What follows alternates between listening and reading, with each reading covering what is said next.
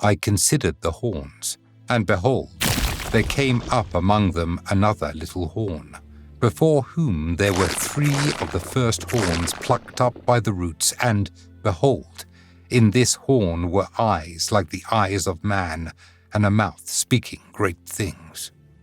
After the fall of the Roman Empire, Western Rome was divided into 10 barbarian kingdoms. 7 of these 10 kingdoms were converted to Christianity and submitted to the authority of the Bishop of Rome. However, 3 of the kingdoms converted to Christianity but embraced the heretical teachings of Arius. Arius, who was presbyter in Alexandria around the year 320 AD, taught that Christ was created out of nothing, as the first and greatest of all creatures. The teachings of Arius were condemned in 2 great church councils, Nicaea, 325 AD, and Constantinople, 381 AD. These 3 Arian kingdoms were a threat to the supremacy of the Bishop of Rome, later called the Pope. These 3 kingdoms eventually were uprooted by the imperial power acting under the influence of the Bishop of Rome. The Ostrogoths, by order of the emperor, dealt the heretical Heruli a devastating defeat in 493. His, Odovacar, king of the Herulis, interference in the papal election had cast into the Roman Church the seed of a deep and threatening distrust towards him.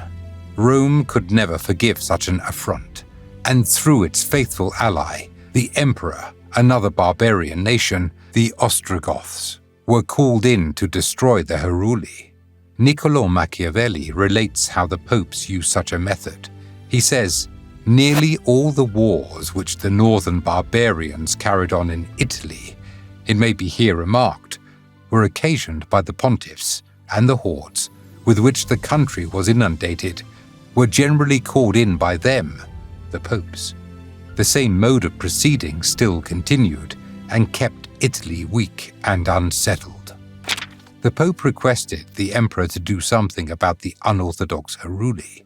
In response, the emperor sent Theodoric, king of the Ostrogoths, to do battle with Odovacar, king of the Heruli. Odovacar was slain by Theodoric, and the Heruli disappeared from history. The first of the 3 horns was now uprooted. The second horn to be uprooted was the Vandals. In 538, the emperor of the Eastern Roman Empire, Justinian, bestowed the title of Universal Bishop upon Pope Vigilius.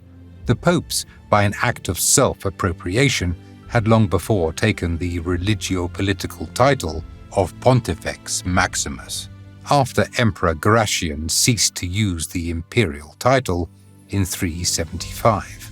Justinian became emperor of the Eastern Roman Empire in 527.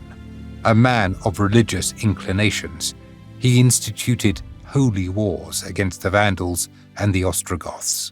He was protecting the Catholic faith from Arian invaders. The Arians taught that Christ was altogether human and not divine. Under Justinian's general, Belisarius, the Vandals were overthrown in 536.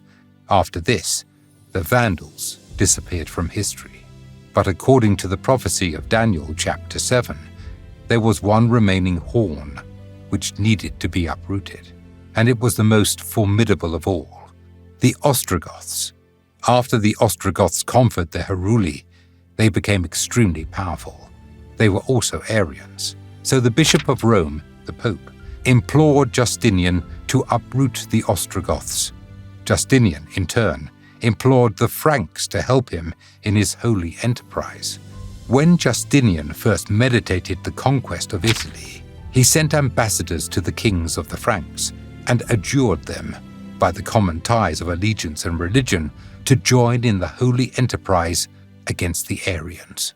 In 538, Justinian's forces evicted the Ostrogoths from Rome. They were extinct before 554. And a direct fulfillment of the prophecy, "He shall subdue 3 kings."